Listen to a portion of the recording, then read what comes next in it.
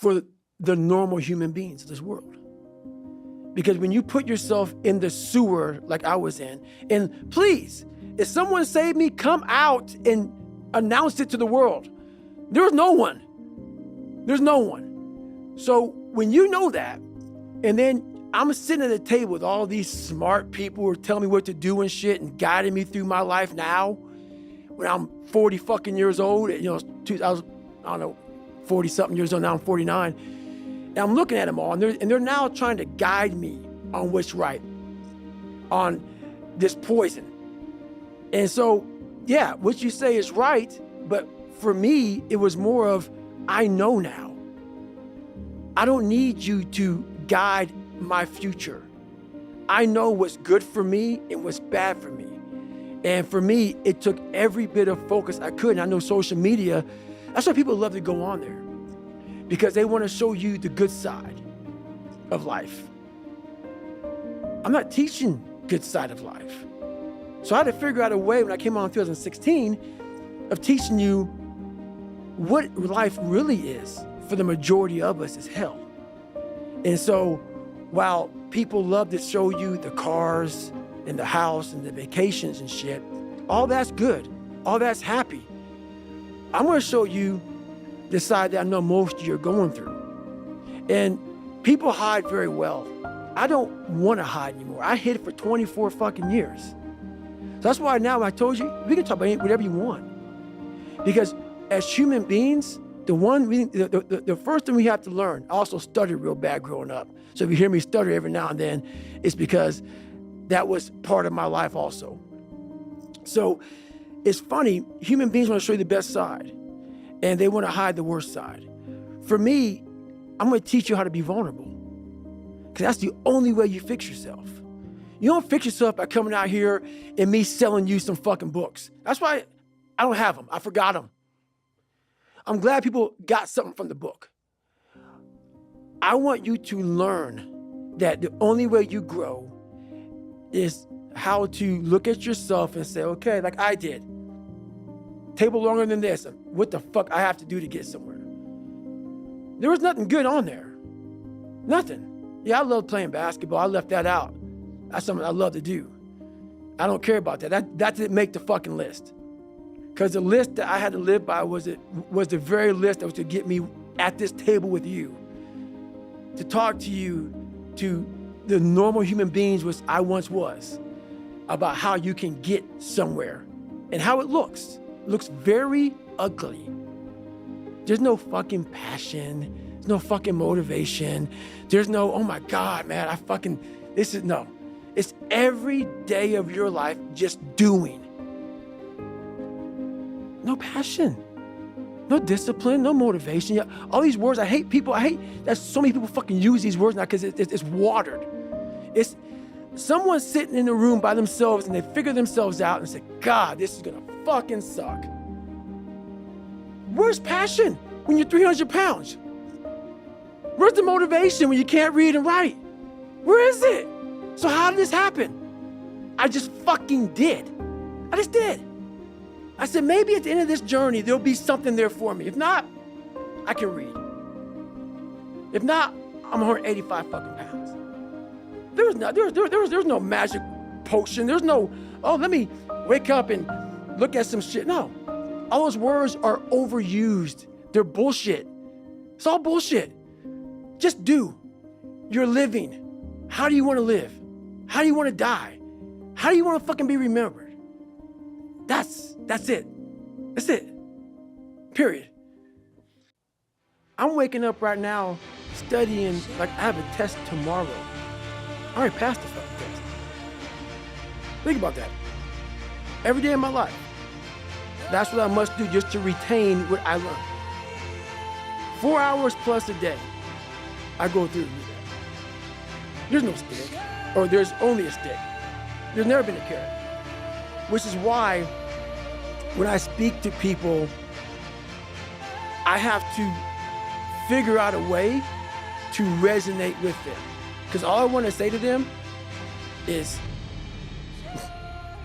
let me teach you the real life, how it really is. The reason why you're a loser, and the reason why you're not fucking making it, And the reason why you're trying to go to I go to all these fucking conventions, speak all the fucking time. I look in the fucking audience and these people sign up fucking every year to go to a convention, thinking they're gonna learn something fucking different. No, you're lazy. You know exactly what to do. Because even me, in my state of, I can't read and write, I knew exactly what to do. It just sucks doing it. It sucks to do it. It sucks to wake up every morning of your life and say, God, man, I'm not smart. So guess what I gotta do? I gotta study the same shit that I got one of the highest scores in the nation on, and do it again. It's not just there. It's not just there permanently. So yeah, it's all stick. The only carrot you have is like, maybe. Because whenever I take these tests that are real hard, in the back of my brain, it's like, a good chance you're not gonna make it, Goggins. This ain't you, bro. This ain't you. You weren't born like this.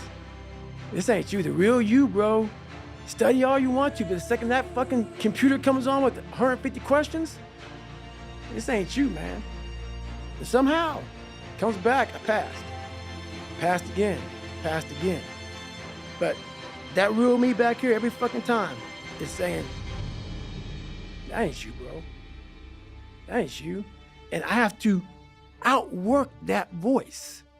When I'm taking that test and I get to a question I don't fucking know the answer, I'm like, fuck, man. And then says, I told you, man, that ain't you.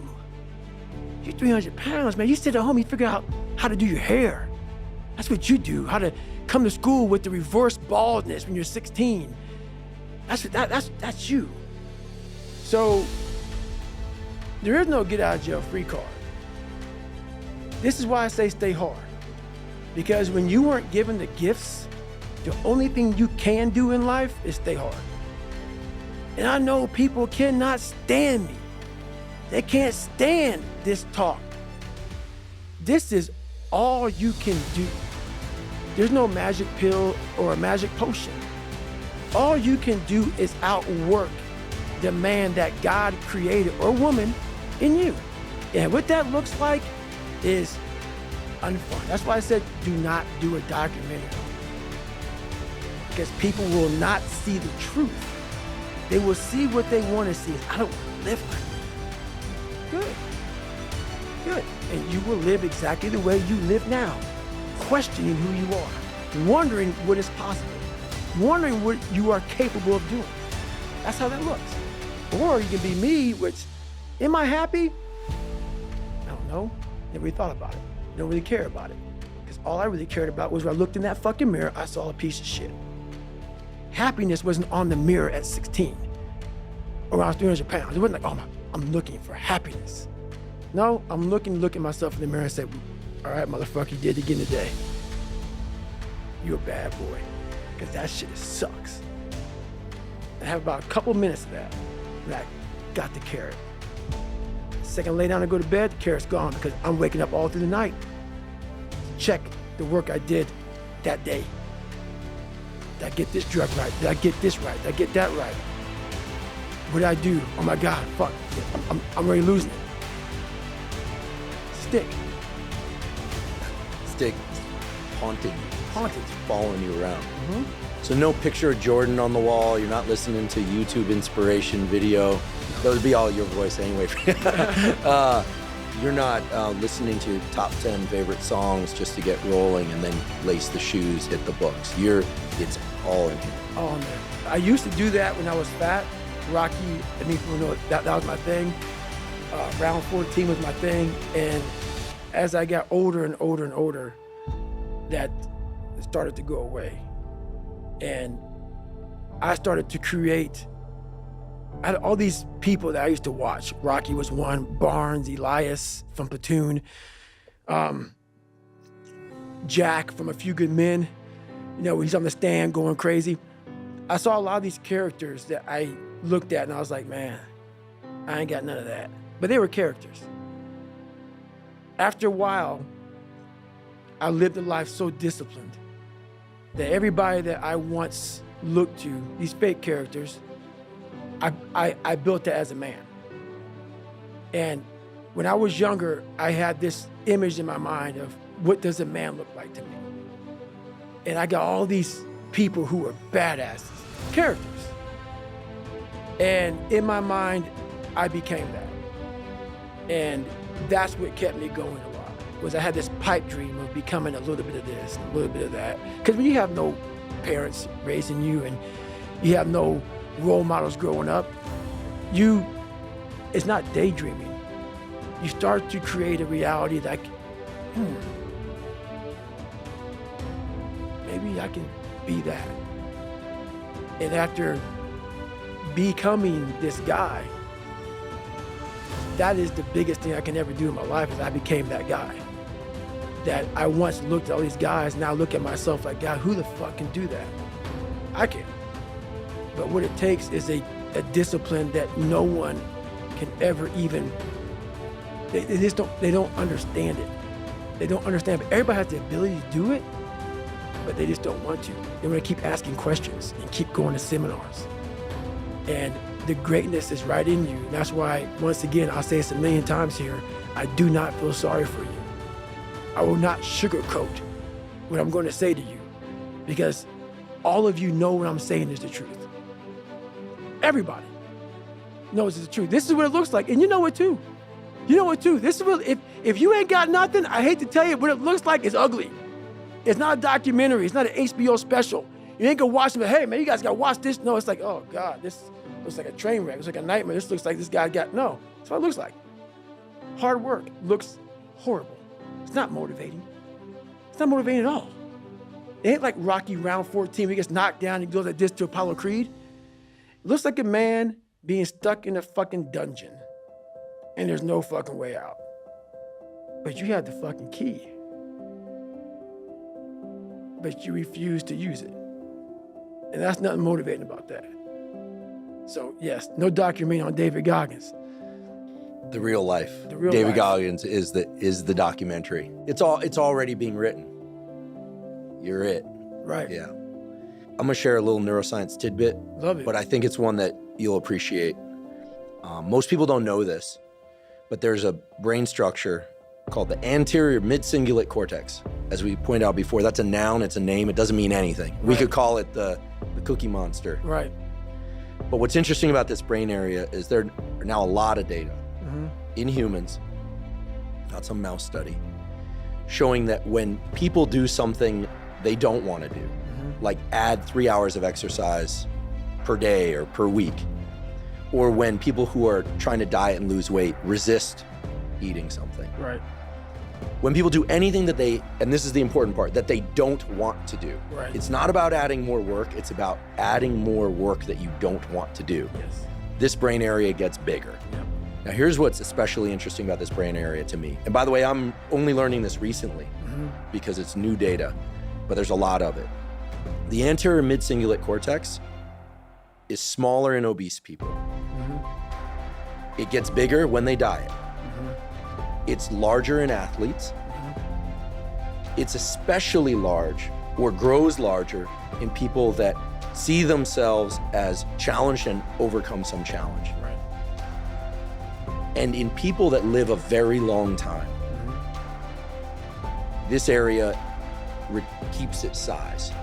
In many ways, scientists are starting to think of the anterior mid-cingulate cortex not just as one of the seats of willpower, Right. but perhaps actually the seat of the will to live. Now we're talking. And when I learned about the anterior mid-cingulate cortex, I was like almost out of my seat. And I've been in the neuroscience game since I was 20. Now We're the we're same talking. age. And I was so pumped because I've heard of the amygdala, fear, prefrontal cortex, it's planning and action.